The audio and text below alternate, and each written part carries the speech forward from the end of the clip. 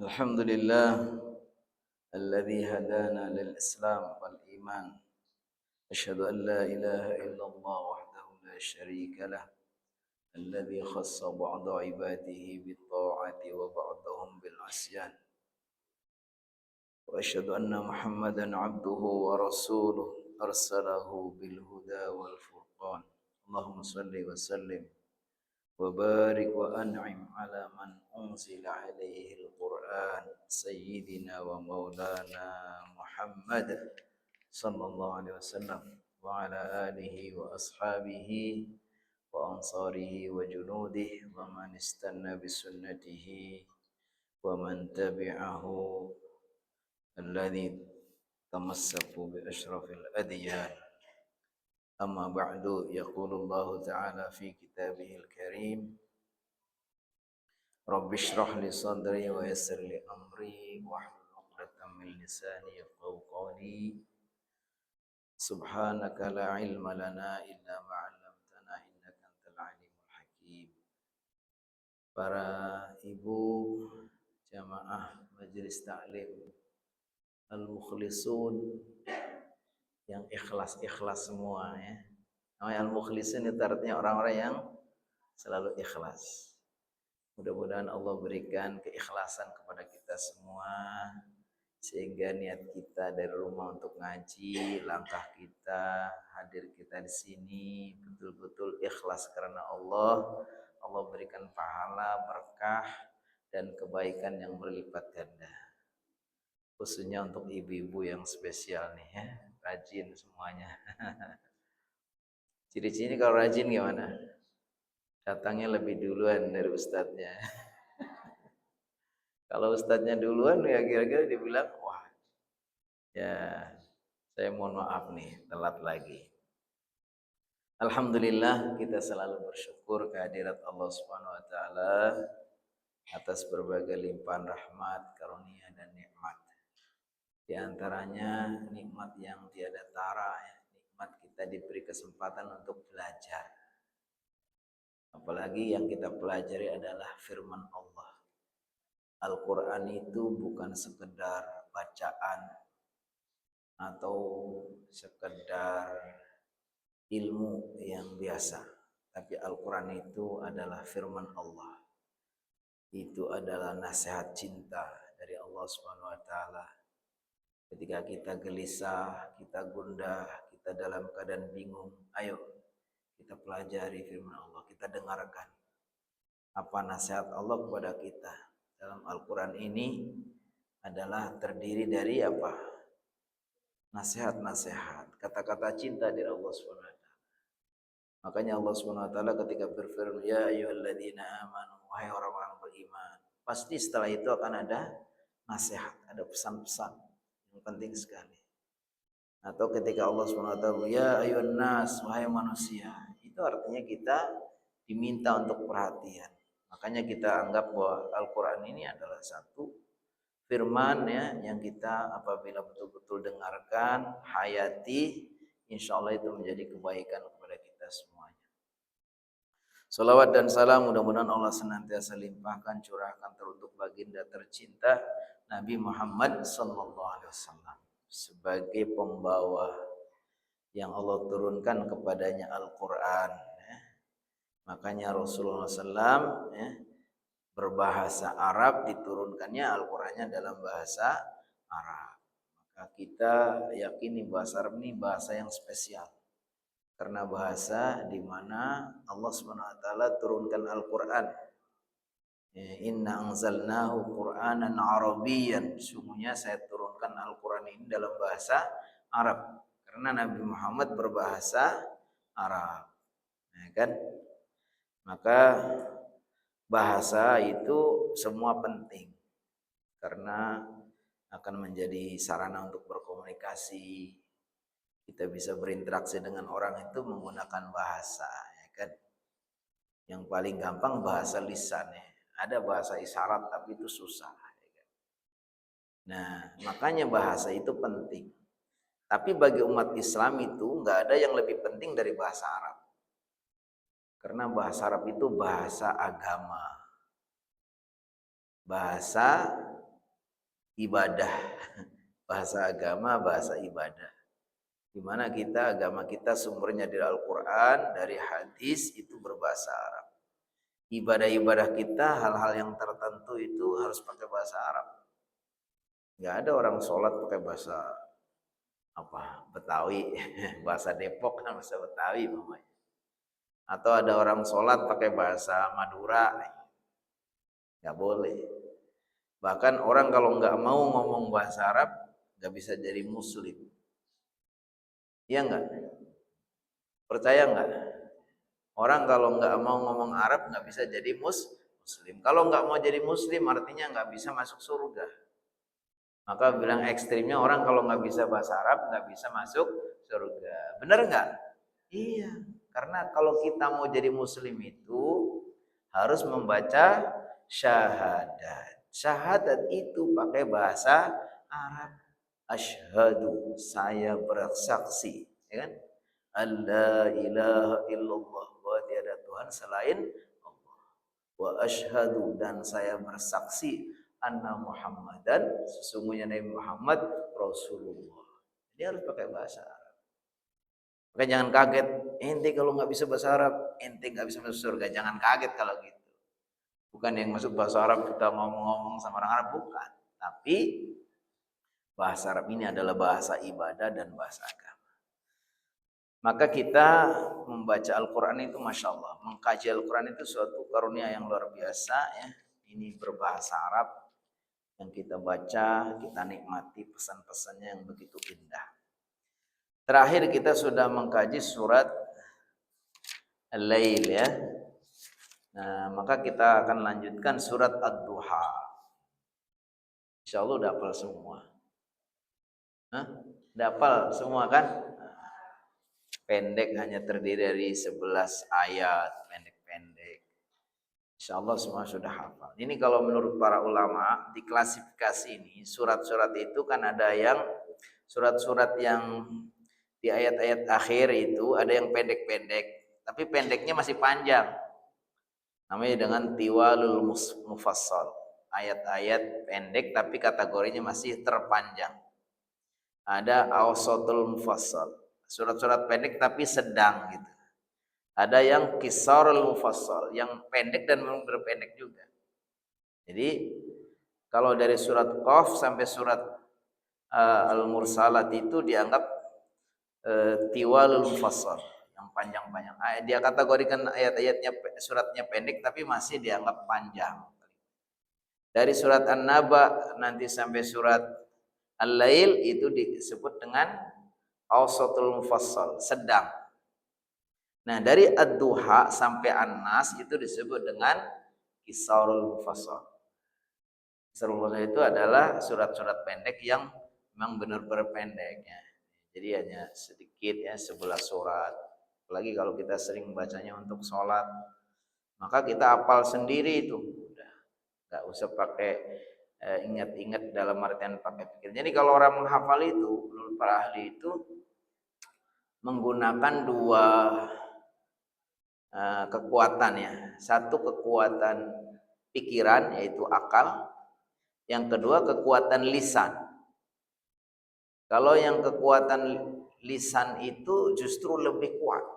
Orang kalau hafal secara otomatis itu paham atau enggak tahu urutannya apa enggak kebayang sama kita ini posisinya di mana, tapi kita bisa bunyi. Contohnya kita menghafal surah Al-Fatihah. Al-Fatihah itu kita ngelindur pun bangun tidur bisa ya kan, bangun tidur langsung aja baca Fatihah langsung bisa kita kan. Coba deh sekali-sekali, ibu tengah malam lagi enak-enak tidur bangun, suruh baca Al-Fatihah, kira-kira hafal nggak? Hafal, karena itu hafalnya sudah di lisan, dan itu akan merekat hafalan itu dengan cara mengulang-ulang, syukur-syukur dengan keras suaranya. Jadi kalau bahasa asing mau kita hafalin itu bagusnya bunyi.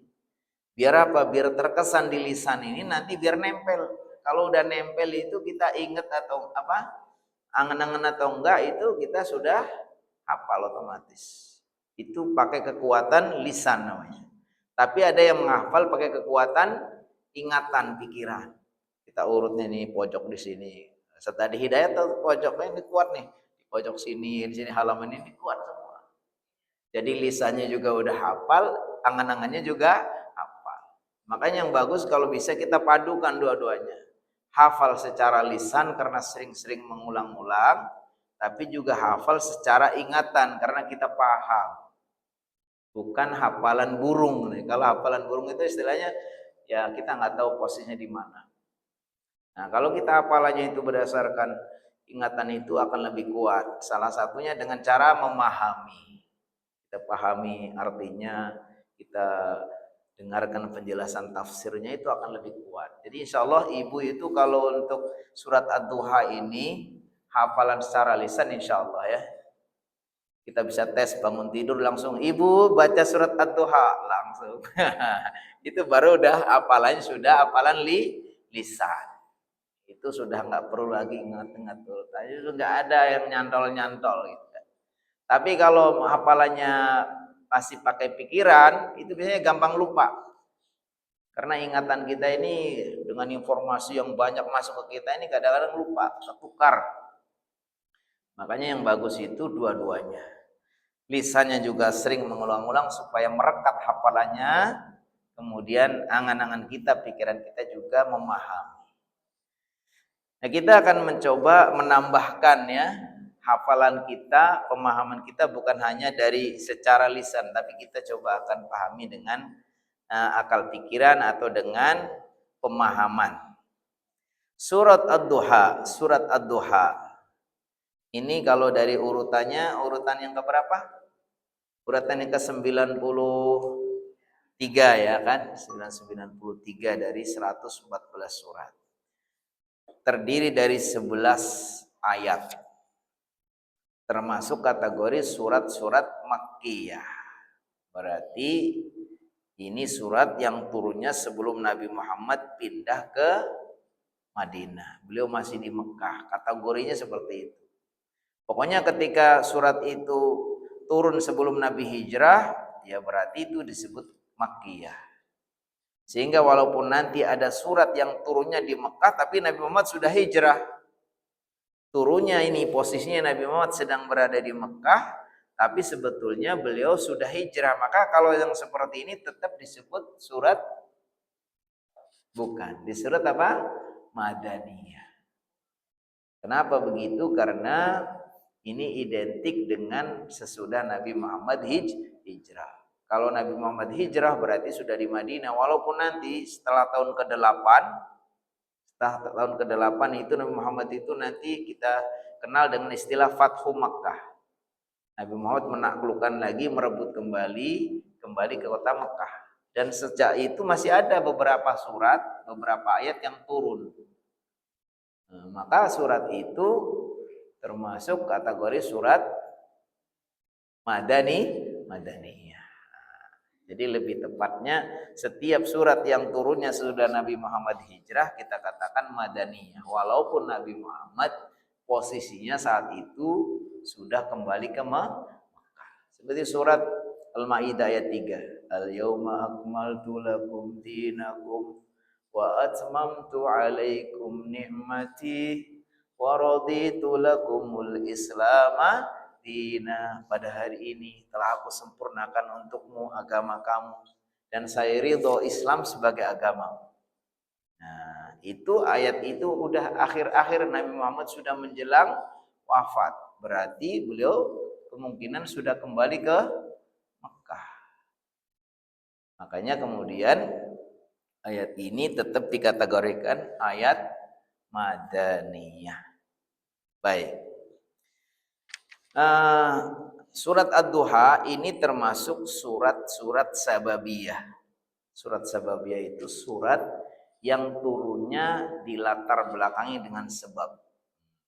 Jadi ada surat ibtidaiyah, itu surat yang tidak ada latar belakangnya sebab tertentu.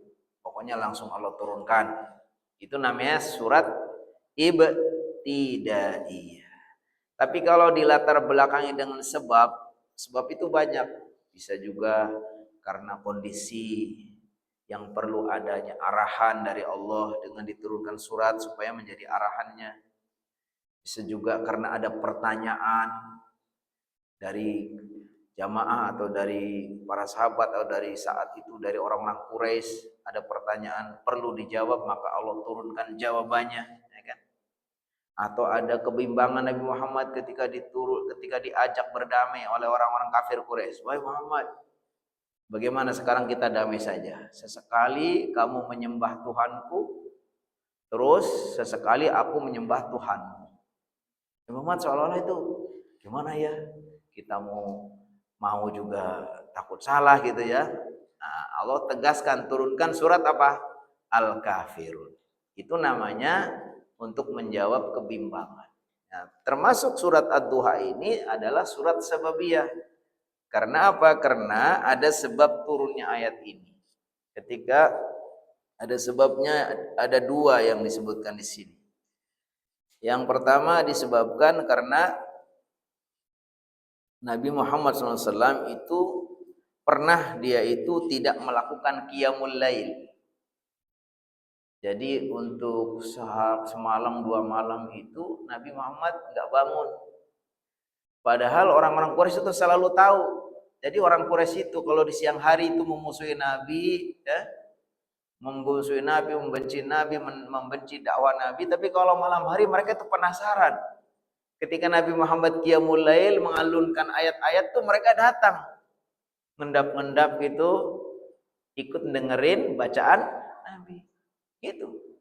Jadi di malam hari itu ngumpet-ngumpet gitu deket Nabi Muhammad itu jam mungkin udah qumil laila illa qalila, ya kan? Nabi Muhammad itu sepertiga malam terakhir itu sudah bangun baca Al-Qur'an. Itu orang-orang kafir itu sembunyi-sembunyi ngumpet-ngumpet gitu mau dengerin.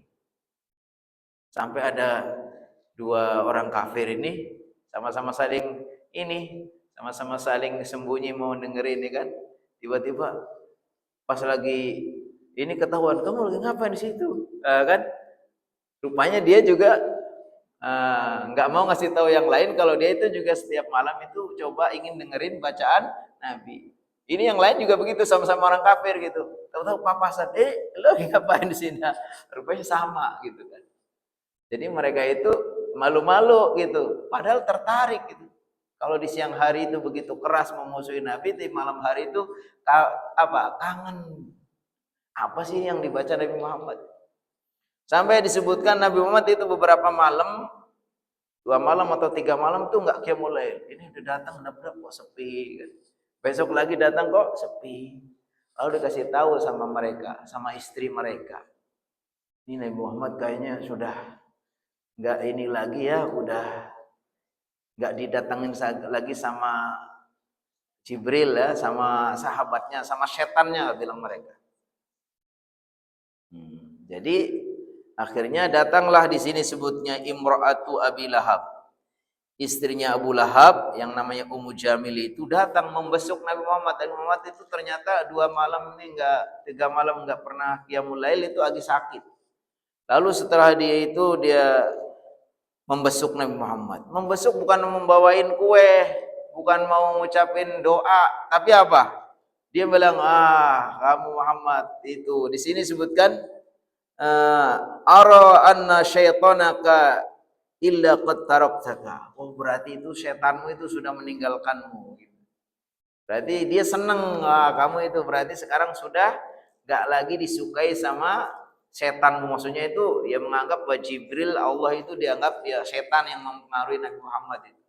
Ketika Nabi Muhammad SAW itu tidak lagi mengalunkan ayat-ayat, kemudian dibilang, berarti itu kamu sudah nggak lagi disukai sama setanmu nggak datang lagi. Maka dengan itu langsung Allah turunkan jawabannya, bahwa apa yang diisukan oleh Ummu Jamil ini nggak benar gitu. Kalau Nabi Muhammad itu sudah nggak lagi disukai sama Allah, nggak lagi didatangi sama malaikat Jibril. Nah, maka betul tidak lama kemudian setelah Ummu Jamil itu membuat isu bahwa Muhammad sudah tidak lagi didatangi sama Tuhannya, ya, sama malaikat Jibril, itu turunlah surat Wad-Duha. Ini sebab turun yang pertama ini disebutkan dalam hadis seperti itu. Ada juga riwayat yang lain bahwa memang langsung ada isu di kalangan mereka orang-orang Quraisy bahwa Nabi Muhammad itu sekarang sudah ditinggalkan sama Tuhannya. Sudah tidak lagi didatangi sama Jibril, sama setannya. Nah, itu sudah terdengar isu.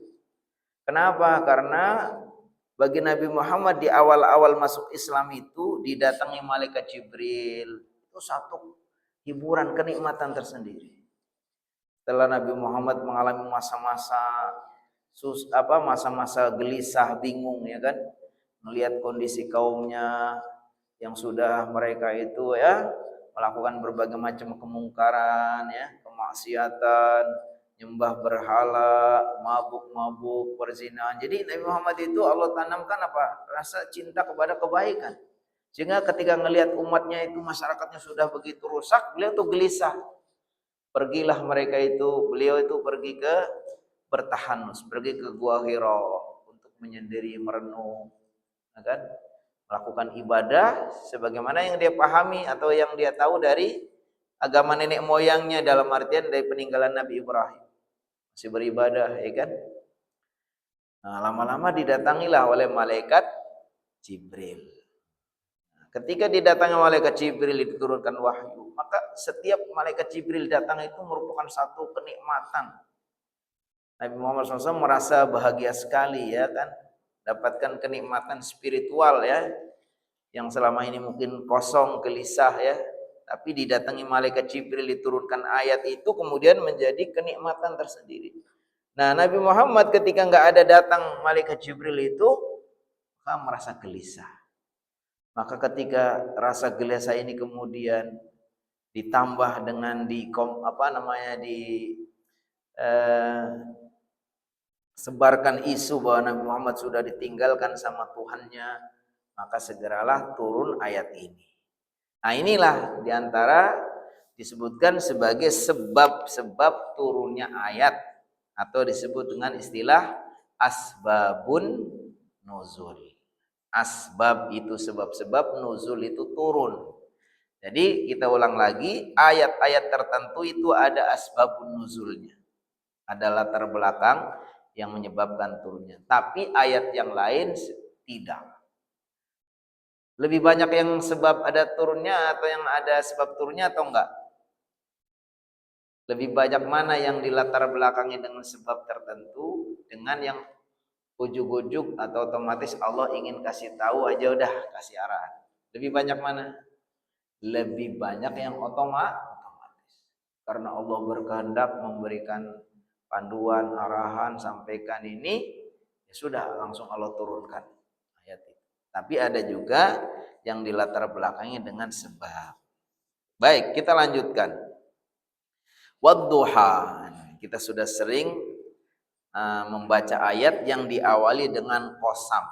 Wadduha. Wawunya wawu qasam. Qasam artinya sumpah. Berarti kalau gitu kita artikan wadduha diartikan demi.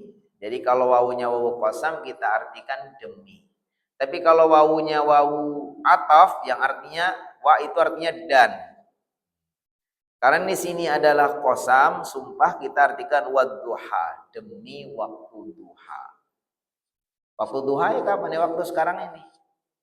Sejak meningginya matahari, qadra rumhin, kurang lebih sepenggalah itu menurut hitungan itu kurang lebih 10 sampai 15 menit setelah terbit. Jadi setelah muncul matahari itu ditunggu kurang lebih 10 sampai 15 menit itu sudah meninggi qadra rumhin.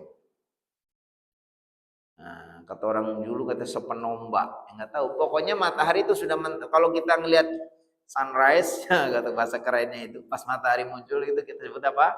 Sunrise. Padahal kalau saya dulu kampung bukan sunrise namanya. Tiap hari juga ngelihat itu, saya ke gunung nyari rumput, ngelihat sana itu ada matahari terbit. Tapi sekarang itu orang pada kota itu pada pergi ke Bromo, pada itu ngeliatin sunrise. Keren banget itu. Bela-bela sampai dingin banget gitu sana mau pada nongkrong pagi itu. Bukan qiyamul lail kayak kita, bukan, tapi malah pada qiyam sunrise itu. Pagi pada kesana ya kan. Nah, kurang lebih kalau terbit tunggu kurang lebih 15 menit. itu berarti sudah waktu duha. Sampai kapan? Ya kurang lebih sampai duhur menjelang seperti itu lagi. Jadi mungkin enaknya 15 menit sesudah matahari terbit sampai 15 menit sebelum duhur. Udah, kita itu boleh sholat duha. Atau mungkin kalau mepet banget ya udahlah, asal belum duhur itu masih kita boleh sholat duha. Kurang 5 menit atau berapa. Jadi waktu duha itu memang memanjang dari sejak matahari terbit terus ditunggu kurang lebih 15 menit sampai menjelang duhur. Wal laili idza saja. Wal laili, dan demi, ini juga artinya wawu qasam. Wal laili, dan demi malam, idza saja, ketika sakana warakada dhalamu, ketika betul-betul sudah tenang dan betul-betul gulita gelapnya. Malam yang sudah gulita. Lailatun sajiyah ay sakinatur rih, yaitu di malam yang sudah tenang ya. Sukunul nas wal aswat fihi, di mana orang-orang itu sudah diam semua dan suara-suara sudah enggak ada lagi. Seperti kata-kata sajal bahru sakanat amwaju, sajal bahru ketika tenang lautan, maksudnya sudah gelombangnya sudah diam. Jadi intinya demi malam ketika sudah gelap gulita. Tapi kalau kita di Depok, di Jakarta ini gelap gulitanya kapan ya? Kadang-kadang saya mungkin 10 tahun yang lalu kan saya tinggal di sini nih di Tirtajaya. Dulu awal-awal saya tinggal di situ itu, aduh, agak malam dikit aja udah takut itu kan. Sekarang jam 12, jam 1 masih kelihatan banyak orang aja gitu ya. Nah, dulu masih awal-awal itu mau ke arah Kalimulia sana itu masih serem kita kan. Apalagi kalau Jakarta, ya kapan gelap gulitanya, lampu banyak terus gitu ya. Tapi yang di sini maksudnya secara umum bahwa Allah jadikan malam ini adalah apa? Waja'alna laila libasa. Waja'alna naumakum subata. Allah jadikan malam itu sebagai libas, sebagai penutup. Jadi kalau di malam hari harusnya itu semua barang-barang itu tertutup oleh gelap gitu. Harusnya memang kita di malam hari itu ya nggak bisa ngelihat ini, ngelihat itu, kecuali ada lampu. Jadi kalau katakan bahwa Allah jadikan malam sebagai pakaian yang menutup semua barang-barang yang ada di muka bumi ini. Kalau betul-betul memang lagi gelap gulita itu ya nggak kelihatan, nggak usah ditutup juga sudah nggak kelihatan seperti ketika ditutup. Mawad. Nah ini setelah 2 kali bersumpah, Allah bersumpah demi waktu duha dan demi waktu malam ketika sudah gelap gulita. Biasanya ketika Allah SWT bersumpah, nanti akan ada sesuatu yang sebagai jawabannya. Apa sih Allah mau mengatakan apa, mesti harus bersumpah dulu. Makanya disebutkan bahwa sumpah ini menyebutkan sesuatu untuk mengagungkannya. Karena dia itu ingin melakukan sesuatu atau tidak. Jadi disebutkan bahwa sumpah ialah mengagungkan sesuatu untuk menguatkan tekad bahwa dia itu mau melakukan sesuatu atau tidak. Makanya disebutkan dalam bab akidah itu, dalam bab keimanan itu, bersumpah dengan selain Allah itu kategorinya syirik. Jadi kalau kita bersumpah itu harus dengan nama Allah. Demi Allah.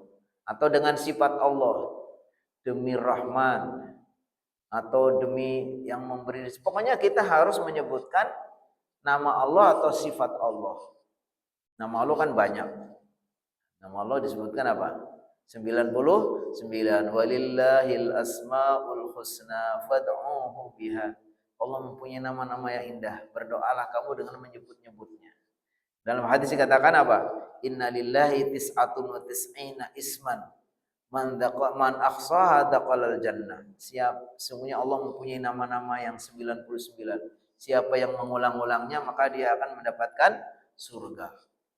Nah, itu ketika kita menyebutkan salah satu dari nama Allah untuk sumpah boleh. Demi Rahman, saya tidak akan lagi begini. Atau demi Rahim, saya akan begini. Nah, itu boleh. Tapi kalau menyebutkan makhluk, itu nggak boleh. Sampai menyebutkan Nabi Muhammad pun nggak boleh. Demi Nabi Muhammad, saya tidak akan begini, nggak boleh. Karena tadi bahwa bersumpah itu artinya menyebutkan sesuatu untuk mengagungkannya. Sedangkan hak untuk diagungkan itu harusnya milik Allah semata. Disitulah makanya kenapa bahwa bersumpah itu termasuk kategori syirik. Tapi syiriknya syirik kecil. Jadi syirik itu ada besar, ada kecil. Kalau syirik besar itu berkonsekuensi mengeluarkan dari agama. Berkonsekuensi orang itu kekal. Kalau dia meninggal dalam keadaan syirik besar, dia bisa kekal di neraka. Berkonsekuensi menghapuskan pahala-pahala amal dia. Itu kalau syirik besar. Kalau syirik kecil hanya berdosa. Tapi walaupun syirik kecil itu hanya berdosa, kalau sering-sering itu berbahaya juga. Kan? Nah, berdosa dan menghapuskan pahala dari amal yang disertai dengan syirik. Makanya disebutkan apa di antara syirik kecil selain sumpah kepada selain Allah apa? Masih ingat? Jadi syirik kecil itu di antara bersumpah dengan selain Allah. Ada lagi namanya apa? Riya. Riya itu pamer, itu kategori syirik kecil. Kenapa? Karena harusnya itu orang itu hanya ingin dipuji, hanya ingin diterima, hanya ingin dapatkan qabul atau penerimaan dari Allah. Sementara kalau orang riya itu artinya apa? Dia ingin mendapatkan pujian, mendapatkan penerimaan atau imbalan apa hal-hal itu kepada makhluk. Maka di sini ada unsur persekutuan yang seharusnya semua murni karena ingin ridho Allah, dia ingin ridho orang. Makanya di sini disebut dengan syirik kecil. Kata Rasulullah SAW, Inna akhwafa ma akhafu ala ummati asyirkul ashar. Sungguhnya yang paling saya khawatirkan kepada umatku adalah syirik kecil. Lalu sahabat bertanya, ya Rasulullah, wa ma wasyirkul ashar? Wahai Rasulullah, apa yang dimaksud syirik kecil? Kata beliau, ar-riya, itu pamer. Aduh, kita berat banget dong. Ya sudah, kita namanya manusia itulah ujian kita. Makanya kalau kita kadang terbersit ingin ini, kita segera tepis, segera kita lawan. Jangan perturutkan. Kalau kita tahu bahwa ini ada riya, kemudian kita perturutkan, malah menjadi-jadi kita sengaja pamer banget gitu ya kan. Nah, jangan gitu. Tapi bahwa manusia itu, karakter manusia itu pengen dihargai, pengen itu ya, itu adalah tabiat. Yang itulah justru jadi ladang pahala kita untuk tahan, jangan perturutkan. Karena kita bukan malaikat. Kalau malaikat itu nggak ada unsur kepengen dipuji dan macam-macam. Tapi manusia itu punya nafsu. Makanya itulah jadikan kita sebagai ujian bagi kita. Ketika kita ada hasrat ingin di ini, semuanya kita infak nggak ikhlas, kita ngaji nggak ikhlas, semuanya itu segera kita lawan. Makanya kita dalam baca doa Allahumma inna na'udzubika min an nusyrika bika syai'an na'lamu wa nastaghfiruka lima la na'lamu. Ya Allah, aku mohon perlindungan kepadamu dari syirik-syirik yang kita tidak sadar, nggak tahu. Dan mohon maaf bila saya terjerumus kepada syirik yang samar, yang tidak tahu. Termasuk riya ini kita kadang-kadang kan gitu. Nah, kita minta ampun kepada Allah. Jadi setelah Allah SWT bersumpah demi waktu duha dan demi malam, kata Allah menepis tuduhan orang-orang Quraisy, termasuk tuduhan Ummu Jamil. Ummu Jamil itu istrinya Abu Lahab. Abu Lahab itu pamannya Nabi Muhammad. Jadi pamannya sama bibinya sama aja itu. Makanya disebutkan apa? Tabbat yada Abi Lahab wa tab. Wa imra'atuhu, dan istrinya, ya kan? Ini suami istri itu begitu bencinya kepada Muhammad, nah, sampai apa? Namanya diabadikan dalam Al-Quran sebagai orang yang menentang dan nanti menjadi ahli neraka. Disebutkan apa? Ma wadda'aka, tidaklah meninggalkanmu Rabbuka Tuhanmu, wa ma qala, dan juga tidak membencimu. Jadi di tuduhan orang-orang Quraisy ini langsung ditepis langsung sama Allah. Diturunkan ayat kepada Nabi Muhammad yang jawabannya ma wadda'aka, tidaklah meninggalkanmu Rabbuka Tuhanmu, wama, dan tidak qala, dan membencimu. Jadi Allah sejak turunkannya ayat, diturunkan surat Al-Alaq ayat 1 sampai 5, terus turut ayat-ayat berikutnya itu apa? Bukan berarti Allah itu sudah meninggalkan Nabi Muhammad dan sudah membenci. Ya ada hikmah aja, ada hikmah. Kenapa itu ada semacam jeda? Bisa juga karena supaya Nabi Muhammad itu semakin rindu akan turunnya ayat. Atau ada hikmah tertentu. Yang penting Nabi Muhammad itu setelah beberapa waktu itu ada jedah tidak turun wahyu. Dan itu membuat Nabi Muhammad agak gelisah, lalu ditambah lagi dikompor-kompori sama orang-orang Quraisy. Kamu sekarang nggak ada lagi Tuhanmu itu memperhatikan kamu. Jibril atau setanmu juga sudah tidak lagi mendekati kamu. Jadi Muhammad itu mau ditambah rasa dukanya, rasa gelisahnya. Maka dengan cepatnya Allah turunkan surat Ad-Duha untuk menjawab tuduhan mereka. Walal akhiratu, dan sungguh akhirat itu la khairun, lebih baik, laka bagimu, minal ula, daripada yang pertama atau dunia. Jadi bisa diartikan walal akhiratu, yaitu yang akhir. Jadi akibat dari semua perbuatan-perbuatan, ujungnya, endingnya. Jadi ending dari semua urusan Nabi Muhammad itu lebih baik daripada yang awal-awalnya. Jadi Nabi Muhammad itu sudah dikasih tahu bahwa semua urusannya itu memang sebetulnya semua kebaikan untuk Nabi Muhammad SAW. Tapi akan lebih baik nanti di akhirnya. Itu makna yang pertama. Makna yang kedua, bahwa akhirat itu sebetulnya untuk Nabi Muhammad dan untuk semua pengikutnya itu jauh lebih baik daripada dunia.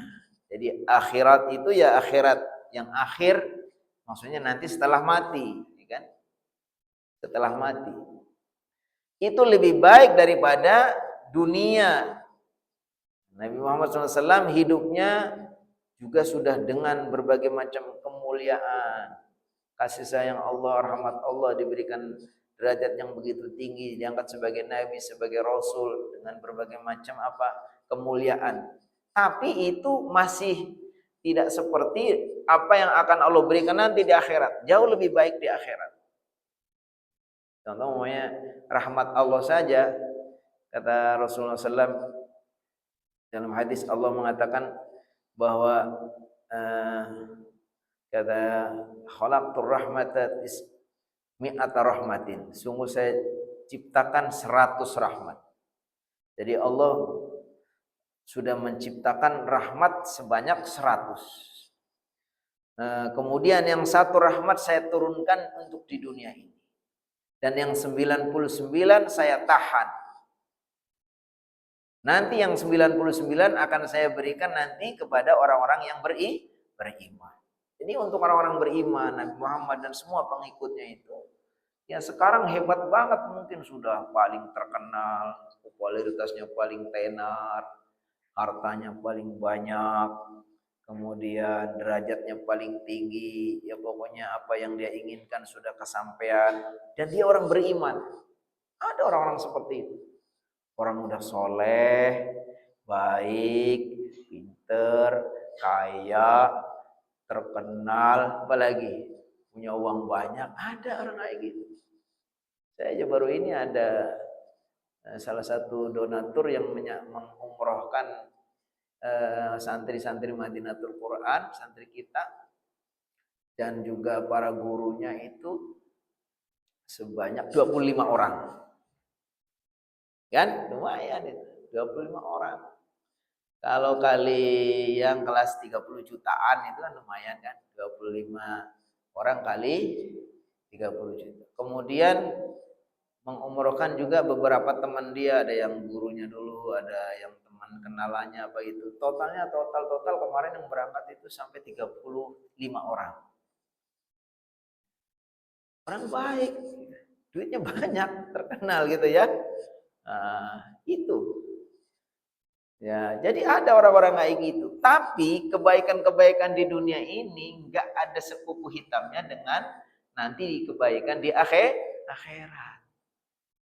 Jadi sungguh akhirat itu lebih baik bagimu dan bagi semua yang mengikuti Nabi Muhammad daripada di dunia ini.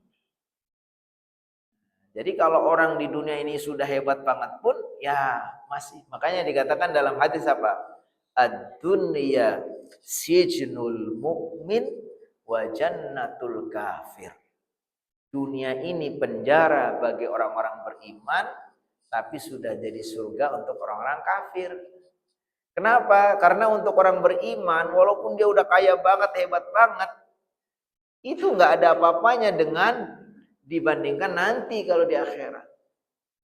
Makanya ada orang Yahudi miskin, ya, orang Yahudi miskin, ya, orang kafir miskin, melihat seorang raja muslim, seorang khalifah yang kaya raya. Dia katakan, wahai khalifah, nabimu itu bohong, nggak benar. Kenapa? Ya kan nabimu bilang bahwa dunia itu penjara bagi orang-orang mukmin, surga bagi orang kafir. Tapi buktinya khalifah orang mukmin kaya, terkenal, duitnya banyak, ya kan?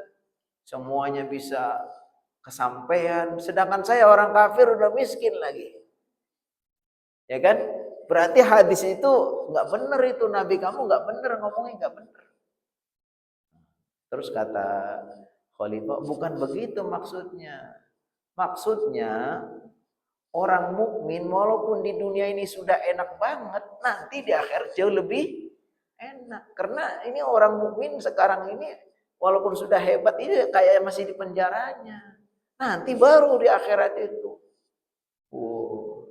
Tapi untuk orang kafir, walaupun sekarang sudah sengsara, hidupnya udah susah, nanti akan lebih sengsara lagi. Ya kan? Ya sengsara-sengsaranya di dunia paling ujung-ujungnya sakit, meninggal, udah selesai di dunia kan? Tapi nanti di akhirat nggak kayak gitu. Sekali udah nasibnya naudzubillah dalam keadaan kafir, dalam keadaan musyrik, ya sudah, nggak ada lagi. Nggak ada lagi kesempatan untuk memperbaiki diri. Tapi kalau beriman, ya walaupun susah kayak apa, ya dalam keadaan beriman itu masih lebih baik, ya. Karena orang beriman itu nanti dengan dia mati, ya udah selesai deritanya. Tinggal menikmati balasannya. Walal akhiratu khairul laka minal, sungguh akhirat itu lebih baik bagimu daripada dunia. Intinya bagi kita orang muslim itu harus menjadikan hidup ini jangan sebagai tujuan. Ini hidup hanya untuk wasilah. Makanya kata Rasulullah SAW dalam hadis, mali wa malid dunya, ma ana lid dunya illa karakibin tahta syajaratin faraha wa tarakaha. Kata beliau, apa sih dunia ini? Bagiku dunia apa sih, nggak ada artinya. Dunia itu nggak lebih seperti orang yang naik kendaraan, lalu dia istirahat di bawah pohon, kemudian setelah itu dia pergi dan meninggalkannya. Kan sebentar kita. Kalau dikasih umur panjang ya paling sekitar 60 sampai 70 tahun. Kata Nabi Muhammad SAW, umur umatku antara 60 sampai 70. Dan sedikit yang melewati itu. Yang melampaui 70 nggak banyak. Di sini pun nggak ada kayaknya. Ada. Kayaknya masih muda-muda semua. Ya, kalau ada yang lebih 70 berarti itu sudah termasuk yang langka gitu kan. Ya kan? Biasanya orang-orang yang sudah siap bekalnya udah banyak itu malah cepet tuh, ya kan? Ya berarti kita ini yang termasuk belum siap nih, bekalnya masih kurang ya. Jadi karena bekalnya masih kurang, kita masih belum ini masih dikasih kesempatan. Kalau yang muda-muda itu sudah meninggal itu berarti udah cukup tuh. Almarhum guru kita Kiai Haji Khairul Muttaqin umurnya cuma 57 atau 58. Enggak sampai kali ya. Hah? Karena beliau lahirnya 74. Tinggal meninggal 3 tahun yang lalu atau 2 tahun yang lalu. Yang saya bayangkan, ya Allah, beliau itu sampai hafal Al-Quran itu sudah mengulang-ulang berapa kali, banyak, bekalnya udah banyak. Makanya kalau kata guru saya di kampung dulu, orang hidup itu kayak orang nyari rumput. Orang nyari rumput itu kalau saya kecil dulu, kan ini kalau saya ceritakan ibu ya karena nggak pernah ngerasain yang rumput ya. Kalau saya pernah ngerumput di kampung dulu, punya kambing, punya sapi, kan, punya kerbau, nyari rumput tuh di kampung, nyari rumput ke ladang. Kadang-kadang nggak sampai ini kan, nggak serius gitu, udah bawa arit, bawa keranjang, tapi sampai sana nongkrong apa dulu gitu kan kelamaan. Sedangkan yang cepet ini datang ke sana langsung ya, nyari nemu banyak udah penuh pulang. Keranjangnya udah penuh dia pulang. Ini yang masih nongkrong-nongkrong aja ini keranjangnya nggak ada isinya gimana? Ya nggak pulang-pulang. Itu kan. Jadi kalau orang hidup ini kalau yang sudah banyak bekalnya ya udah balik. Nyari rumput keranjangnya udah penuh udah. Nah, ini kita nih yang bangsa keranjangnya nggak penuh-penuh kali ya. Itu jangan penuh-penuhin dah biar nggak jangan pulang dulu ya. Nggak gitu juga ya. Intinya ini kan istilah aja ya. Istilahnya kita berhusnuzon kepada Allah. Kenapa kita masih dikasih kesempatan umur? Karena kita belum cukup bekal. Nah, makanya saatnya kita harus memperbanyak bekalnya supaya kita nanti menghadap Allah sudah cukup. Kata Allah Subhanahu wa taala, "Wala sawfa yu'tika rabbuka fatarda." Wala dan sungguh sawfa yu'tika. Allah akan memberikan kepadamu, Rabb kamu akan memberikan kepadamu fatardo, maka kamu jadi ridho, jadi puas. Jadi Allah sudah kasih kabar gembira. Pertama apa? Dikasih tahu, jangan dengerin orang-orang kafir itu yang mengecek kamu sudah ditinggalkan sama Tuhan. Kamu yakin pertama bahwa Tuhanmu tidak pernah meninggalkanmu dan tidak pernah membencimu. Kamu jangan khawatir ya. Nomor 2, kamu harus yakin bahwa akhirnya nanti, akhir dari semua usahamu di dunia, nanti balasan di akhirat itu lebih baik daripada yang sekarang. Kalaupun kamu diajak-ajak sekarang udah nggak usah pedulikan. Nanti kamu akan mendapatkan yang jauh lebih baik. Itu supaya Nabi Muhammad tenang ya. Yang ketiga kata Nabi Muhammad, wala sawfa yu'tika rabbuka fatarda. Kamu jangan khawatir, jangan sedih. Allah akan memberikan kepadamu sampai kamu itu puas. Artinya apa yang Allah berikan itu yang terbaik. Dan Nabi Muhammad SAW akan begitu bahagia, begitu puas. Apa diantaranya yang membuat Nabi Muhammad itu puas? Ketika ada garansi nanti umatnya juga akan menjadi ahli surga. Kayak Nabi Muhammad SAW ketika dikasih kesempatan. Setiap Nabi Allah kasih kesempatan apa? Untuk membacakan doa, yang apabila doa itu dibaca otomatis Allah akan kabulkan. Tapi Nabi Muhammad masih belum mau membaca itu. Sedangkan nabi-nabi sebelumnya sudah membacanya. Kata beliau, kullu nabiyyin da'watun mustajabah wa qad ta'ajjalu illa ana fa inni ukhabbiu syafa'atan li ummati. Setiap nabi sudah dikasih doa yang istijabah. Tapi kebanyakan nabi-nabi itu sudah pada menggunakannya. Kecuali saya tahan terus. Karena saking saya cintanya kepada umatku, saya tahan ini tidak akan saya baca sampai nanti saya akan baca di hari kiamat untuk memberi syafaat kepada Nabi Muhammad. Akan dikasih karunia oleh Allah Subhanahu wa taala sampai beliau itu betul-betul ridho. Di antara yang diharapkan oleh Nabi Muhammad apa? Begitu sayang kepada umatnya. Laqad ja'akum rasulun min anfusikum azizun 'alaihi ma 'anittum harisun 'alaikum bil mu'minina raufur rahim. Muhammad itu merasa apa yang dirasakan derita oleh rakyatnya itu, oleh umatnya itu, Muhammad itu keras sekali.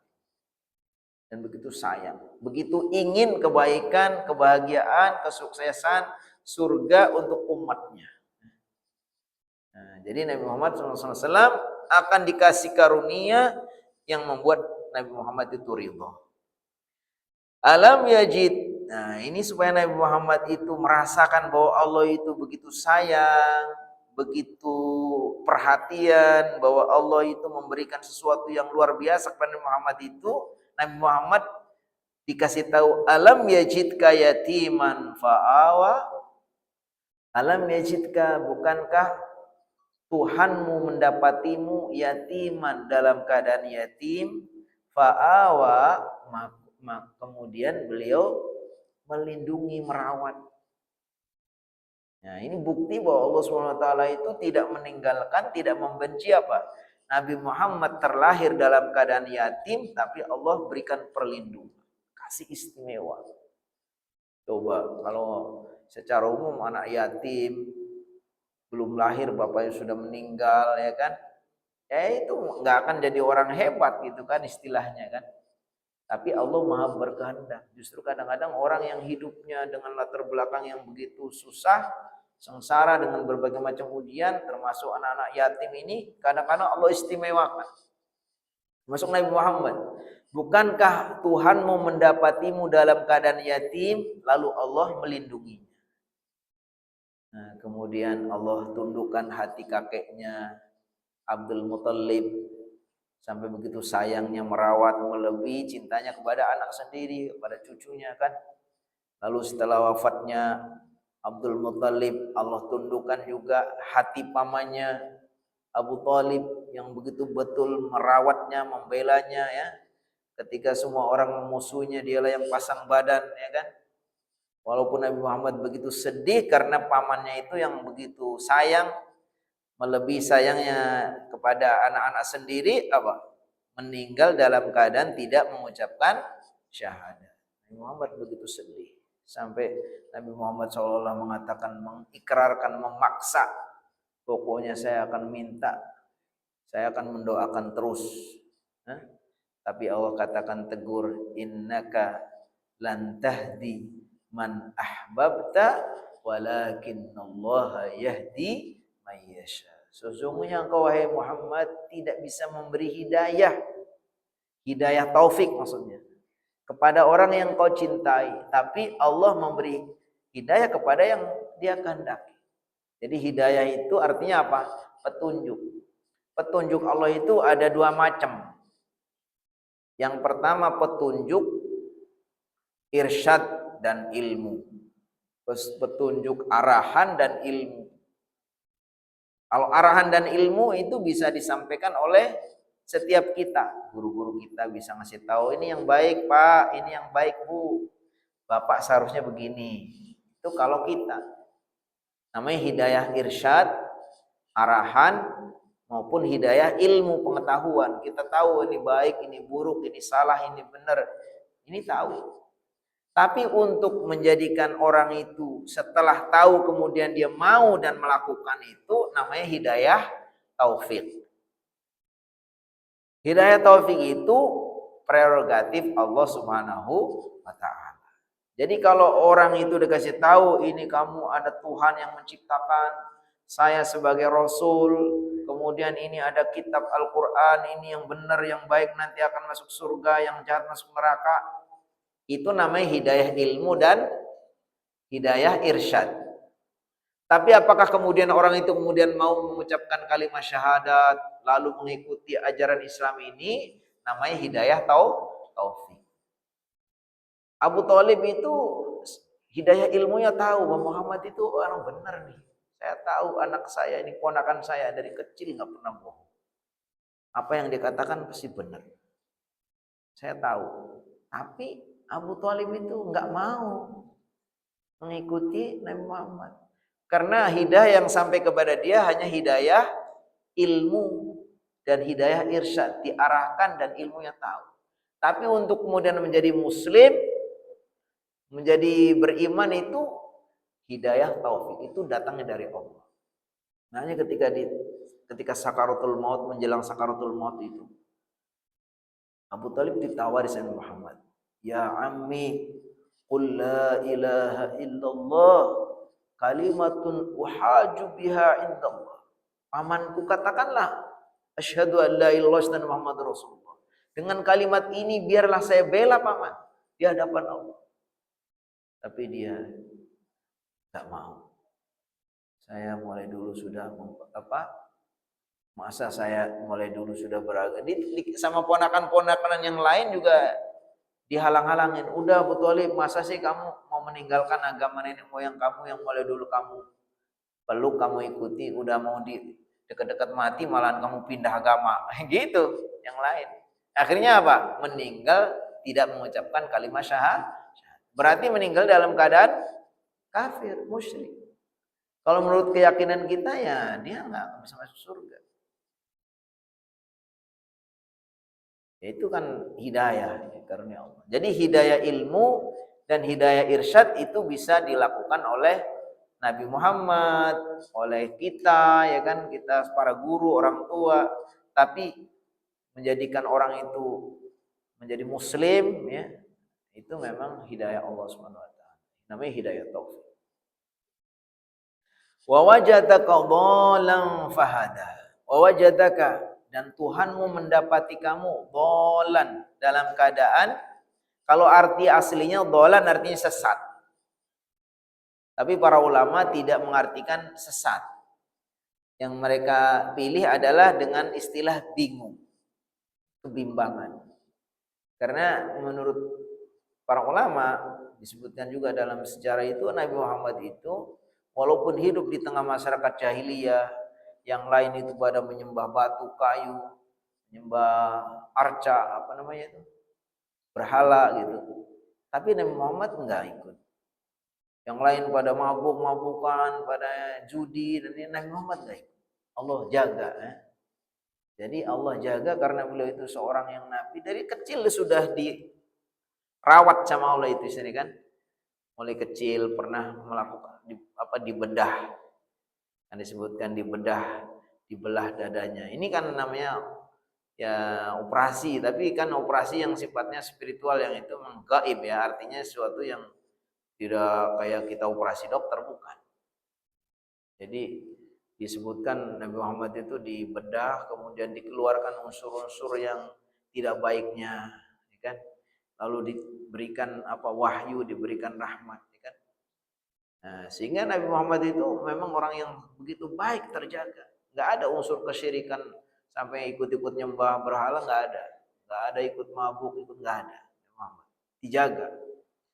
Nah, dan keistimewaan yang terjadi sebelum Nabi Muhammad diangkat sebagai wahyu itu namanya apa? Irhasot. Irhasot itu hal-hal yang luar biasa yang Allah berikan kepada orang yang nanti akan menjadi nabi, sebagai tanda-tanda kenabian. Pokoknya didapatin Nabi Muhammad SAW tadi, dia melakukan dioperasi dadanya. Nabi Muhammad dalam kandang hal-hal tertentu, pohon itu menaunginya, awan berarak di atasnya, itu namanya irhasot. Begitu nanti sudah diangkat sebagai nabi, sebagai rasul, namanya mukjizat. Nah, jadi keistimewaan kalau belum jadi nabi namanya irhasot. Begitu nanti diangkat jadi nabi namanya mukjizat. Mukjizat itu sesuatu yang luar biasa yang Allah berikan kepada para nabi dan rasul untuk membuktikan bahwa dia adalah seorang nabi, seorang rasul. Nah, jadi di sini makanya para ulama ahli tafsir tidak mengartikan Nabi Muhammad itu sesat dalam artian sesat secara akidah, dulu syirik, dulu kafir, enggak. Tapi ini Nabi Muhammad dalam keadaan bingung, bimbang.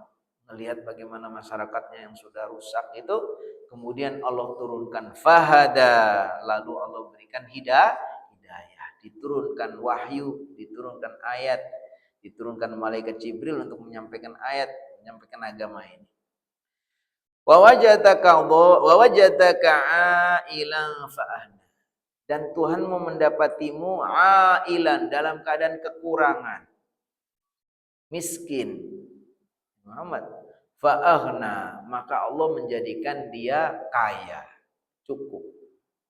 Jadi kaya itu bisa berarti kaya dalam artian secara materi, karena Muhammad SAW itu kalau mau kaya. Nabi Muhammad ketika dia itu suruh berhenti sama orang kafir, jangan dakwah aja, ditawarin.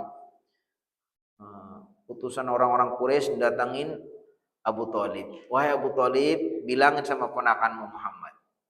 Sudahlah, sebetulnya dia itu pengen apa sih? Kalau dia mau berhenti mengajak kita masuk Islam, berhenti menjelek-jelekan agama kami, menjelekan berhala-berhala kami, udah mau minta apa? Pengen jadi penjabat di sini, biarlah kita sepakat. Nanti saya gerakan masyarakat biar milih dia jadi pemimpin kami. Kalau dia pengen cari harta yang banyak, biarlah nanti kami gerakan masyarakat, iuran, kasihkan ke dia. Kalau dia kepengen istri yang cantik, biar kami pilih, buatin sayembara siapa yang paling cantik di kampung ini, biar. Kan gitu. Tapi apa? Setelah disampaikan kepada Nabi Muhammad, apa? Wallahi ya ammi, law wada'u syamsa ala yamini wal qamara ala shimali ala an atruka hadi ma taraktu. Wahai pamanku, kalau mereka itu bisa meletakkan matahari di tanganku, meletakkan rembulan di tangan kiriku, lalu kami disuruh berhenti untuk tidak berdakwah, enggak akan kami lakukan. Sampai nanti Allah SWT meninggikan agama ini atau saya mati karenanya. Jadi Nabi Muhammad kalau mau kaya, pengen apa bisa itu. Tapi Nabi Muhammad tidak. Tadi Nabi Muhammad itu zuhud. Zuhud katakan, apa sih artinya dunia? Dunia itu kan bagi kami nggak ada lebihnya, seperti orang yang sedang dalam perjalanan, dari istirahat sebentar di bawah pohon, habis itu istirahatnya sebentar udah. Begitu. Jadi Muhammad itu bisa diartikan kaya, dalam artian kalau dia mau memang benar bisa jadi orang kaya banget gitu. Pernah Nabi Muhammad itu memberikan hadiah kambing. Itu seladang. Ya kan? Ada pemimpin orang Badui yang begitu keras memusuhi dakwah Nabi Muhammad SAW. Suatu ketika kasih hadiah dia. Sudah itu kamu ambil kambing. Berapa ya Rasul? Wah, berapa Muhammad? Udah semua. Masuk kaget banget tuh kan. Ya kalau kita kan ngasih kambing makanya milih yang kurus gitu. Yang kurus ambil berapa ekor gitu atau 1 ekor aja dah. Enggak, Nabi Muhammad ngasih kambing itu kepada orang Badui itu udah semua ambil. Masa semua? Iya semua, giring kamu bawa pulang. Habis itu sampai di rumah bilang sama kaumnya, sama masyarakatnya, ikutilah Muhammad. Dia itu adalah orang yang sangat dermawan, yang kalau memberi tidak pernah takut miskin. Ini yang punya bagian yang Allah sudah kasih. Pernah satu ketika ada seorang ibu yang dengan senang hati memberikan hadiah songket kayak semacam kain gitu. Tahu Nabi Muhammad itu pakaiannya mungkin sudah agak ya bukan baru lagi. Dikasihlah sama ibu-ibu datang. Pas Nabi Muhammad sedang ada di majelis, ada banyak orang. Tahu-tahu ibu itu datang, wahai Muhammad, wahai Rasulullah SAW, ini hadiah bagi anda, bagi baginda. Muhammad senang menerima itu, senang gitu. Karena saking senangnya itu langsung sekaligus bisa juga karena beliau senang, bisa juga karena untuk menyenangkan orang yang memberi. Beliau langsung berhenti taklimnya, berhenti dulu, masuk ke dalam, sarungnya ditukar, sarung yang dia pakai diganti dengan yang hadiah dari ibu itu. Keluar lagi dengan pakai sarung yang bagus tadi. Tiba-tiba orang Badui yang ngeliatin itu, orang Badui ngeliat, datengin. Muhammad, boleh nggak itu bagikan ke saya gitu? Nah, kan? Tapi Muhammad gimana? Marah nggak? Enggak. Ya sudah, Nabi Muhammad masuk ke dalam lagi, dilepas, dilipat lagi, kasihkan sama dia kan. Mungkin yang lain yang nonton, aduh yang lain, orang ini gak tahu perasaan banget, orang lagi baru seneng-senengnya gitu kan, masa diminta gitu. Tapi Nabi Muhammad untuk dunia gak pernah kalau diminta itu gak ngasih. Jadi ngasih aja, ngasih kambing aja udah segunung kasih semua. Pakaian baru dipakai, baru cobain sebentar, ada yang minta kasih. Begitu Nabi Muhammad. Jadi di sini sebutkan dan kau dapati, dan dia Allah SWT mendapatkan Nabi Muhammad dalam keadaan wajadaka, dan Tuhan mau mendapatimu dalam keadaan miskin, lalu Allah cukup. Bisa juga cukup karena materi memang banyak kalau mau beliau, tapi bisa juga karena apa? Yang disebutkan laisal hina an kasratil amwal an kasratil mal walakin al hina in nafsi. Kaya itu bukan karena banyak harta, tapi kaya yang sebenarnya itu karena kaya hati. Orang banyak duitnya, tapi merasa miskin aja, makanya dimintain bantuan gak akan ngeluarin. Karena ya merasa masih banyak kurangnya, masih miskin kan. Tapi ada orang yang punyanya segitu-gitu aja, tapi karena dia udah jiwanya itu sudah kaya, udah ada orang ini bagi, kasih.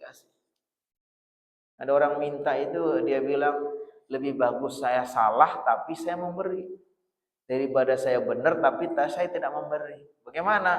Salah tapi memberi maksudnya orang itu mungkin kaya itu. Banyak pengemis-pengemis itu ternyata ada yang pengemis itu ternyata pura-pura ini kan. Ternyata kaya di kampung itu, rumahnya bagus. Ada yang pengemis itu kakinya dilipat gini dimasukin ke jarum satu kan pura-pura gitu. Artinya kalau kita kasih kan salah ya kan, dia kan ternyata gak berhak untuk ini ya gitu. Tapi lebih bagus kita memberi. Apa sih beratnya 2.000? Kan yang mencatat Allah itu kan. Niat kita udah niat baik untuk memberi, ya terserah kalau dia yang nipu dia sendiri gitu kan. Tapi Allah sudah catat kita itu. Jangankan sampai kita memberi, baru niat saja sudah. Makanya kata orang lebih bagus salah tapi memberi daripada benar tapi tidak memberi. Benar itu maksudnya apa? Ada orang ya udah berpura-pura sampai kayak miskin banget pun kita masih aja tega. Kerja dong. Jangan ya kan? Hanya di sini disebutkan apa? Fa ammal yatima fala takhar. Adapun kepada orang miskin, kepada orang yatim, maka janganlah kamu berlaku sewenang-wenang. Ya, jangan sampai zalim. Makanya Rasulullah SAW itu hikmahnya beliau dijadikan yatim ya. Makanya beliau katakan ana wa kafilul yatim kahataini. Saya dan orang dengan orang yang merawat anak yatim itu seperti ini. Kata beliau dalam hadis. Ini menggambarkan bahwa kita tidak boleh berbuat zalim kepada anak yatim. Tapi kalau bisa kita bantu, kita upayakan.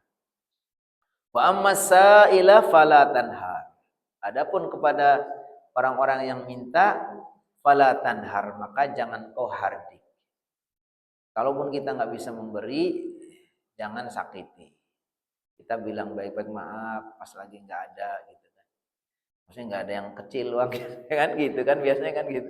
Mau ngasih yang merah-merah kayaknya kok ya udah. Biasanya kita kalau ini kan mungkin ngasih yang 2.000, yang 5.000, yang 10.000. Pas nggak ada yang kecil-kecil. Harusnya kasih yang gede gitu ya kan. Keren kalau kita biar udah kasih aja yang biru deh minimal gitu kan. Kalau enggak ya kita kalau belum bisa itu kita katakan mohon maaf. Mohon maaf. Ya tapi memang kita harus juga mengindahkan aturan. Kalau di tempat-tempat tertentu kan memang di mana nggak boleh kita membagi, takut nanti berbahaya kan. Kayak di perempatan di mana-mana itu ya jangan kita ini juga. Kita cari yang baik aja lah, kita seimbangkan lah gitu ya, jangan disakiti juga. Tapi ketika mereka kita beri kemudian nanti jadinya malah ganggu ya, jangan. Ikuti pemerintah. Saya setuju juga itu ada pemerintah kan memberikan mesti didenda gitu. Tapi bagusnya sebelum membuat aturan itu para pengemis harusnya disejahterakan dulu gitu. Jangan hanya dibuat aturannya doang. Kita kan nggak boleh ngasih orang pengemis di tempat-tempat ini, nanti kita didenda. Ya, harusnya itu jangan hanya bisa buat aturan, tapi mereka dipikirkan dulu bagaimana mereka sampai sejahtera, baru dibuat aturannya. Kita nggak boleh bagi-bagi. Di sini intinya dalam Islam apa? Kepada para peminta-minta fala tanhar. Jangan kau hardik, jangan kau sakiti. Wa amma bi ni'mati rabbika fahaddis. Adapun terhadap nikmat Tuhanmu, fahaddis, maka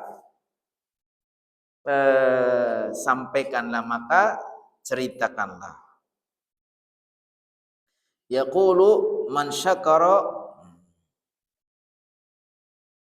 Jadi fahadis di sini maka cerita wa kama kunta ailan faqiran fa anaka fahadis bi ni'mati alaika kama jaa fid du'a waj'alna syakirina limanina.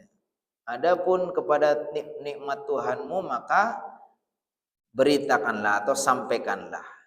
Bisa juga disampaikan dalam artian kita katakan, ucapkan alhamdulillah dengan doa seperti di sini, waj'alna syakirina li ni'mati, dan jadikanlah kami orang-orang yang syukur atas nikmat. Muthannina biha, yang memuji-muji. Qabiliha, dan menerimanya. Wa atamma alaina, dan menyempurnakannya. Qala Abi Nadrah an qala kanal muslimun, adalah orang-orang muslim yarawna menganggap anaman syakara ni'am, bahwa orang yang mensyukuri nikmat an yuhaddisa biha, yaitu mengucapkannya. Ya, minimal kita kalau nikmat ini dari Allah Subhanahu wa taala yang kita merasakan itu, seperti kemudahan kesehatan, rezeki yang luas, kita harus nyatakan dengan banyak memuji Allah Subhanahu wa taala. Tapi kalau kita nikmatnya betul kita rasakan dari orang lain, diberi sesuatu, ditolong di ini, kita harus ungkapan juga alhamdulillah, terima kasih, ya, kita tunjukkan rasa gembira. Jangan kelihatan kita nggak ada ini kan, walaupun orang memberi itu memang ada yang betul lillah. Innama nut'imukum liwajhillah la nuridu minkum jazaa'an wala syukura. Sesungguhnya memberikan berbagi kepada kalian itu karena Allah. La nuridu minkum, kami tidak mengharapkan dari kalian jazaan, balasan, wala syukur, dan ucapan terima kasih. Idealnya orang berinfak memang begitu. Tetapi kita sebagai orang yang tahu berterima kasih, kata Rasulullah SAW, man lam yashkurin nas lam yashkurillah. Orang yang tidak bisa berterima kasih kepada manusia, berarti dia tidak pandai bersyukur kepada Allah. Maka kalau kita diberi, ya kita ucapkan alhamdulillah, terima kasih Ibu, kita doakan jazakumullah khairan. Semoga Allah memberikan balasan yang lebih baik. Baik, itu barangkali waktu juga yang membatasi kita sudah cukupkan. Mungkin kalau dibahas lebih luas lagi ya nanti jadi waktunya memanjang, tapi kita cukupkan. Biar kita juga masih tertarik untuk terus belajar ya, jangan sampai betul-betul selesai gitu kan. Nanti kita akan lanjutkan surat berikutnya, surat Asy-Syarah, surat Alam-Nasrah. Baik, kita cukupkan sampai di sini. Apakah ada yang mau menyampaikan sesuatu atau sudah pintar semua? Gimana? Cukup ya? Insya Allah ini pintar semua, jadi nggak ada yang bertanya. Baiklah, kalau sudah cukup, insya Allah kita sama-sama akhiri dengan berdoa kepada Allah SWT. Mudah-mudahan Allah senantiasa memberkahi majelis kita, Allah berikan ilmu yang bermanfaat, dan Allah berikan kemudahan rezeki, kemudahan urusan, sehat jasmani dan rohani. Allah Subhanahu wa taala berikan istiqomah untuk selalu dalam ketaatan kepada Allah sampai akhir hayat kita dalam keadaan husnul khatimah. Alhamdulillahirabbil alamin, hamdan yuafi ni'amahu wa yukafi mazidah. Ya Rabbana lakal hamdu wa lakal syukru kama yanbaghi li jalali wajhika wa 'azimi sultanik. Allahumma shalli ala Muhammad wa ala ali Muhammad. Allahumma ighfir lana dhunubana wa li walidina warhamna warhamhum kama rabbayana shighara. Allahumma ighfir lil mu'minin wal mu'minat wal muslimin اللهم اجعل جمعنا هذا جمعا مرحوما وتفرقنا من بعده فرقا معصوما. اللهم إنا نسألك علما نافعا ورزقا طيبا وعملا متقبلا. ربنا هب لنا من أزواجنا وذرياتنا قرة أعين واجعلنا للمتقين إماما.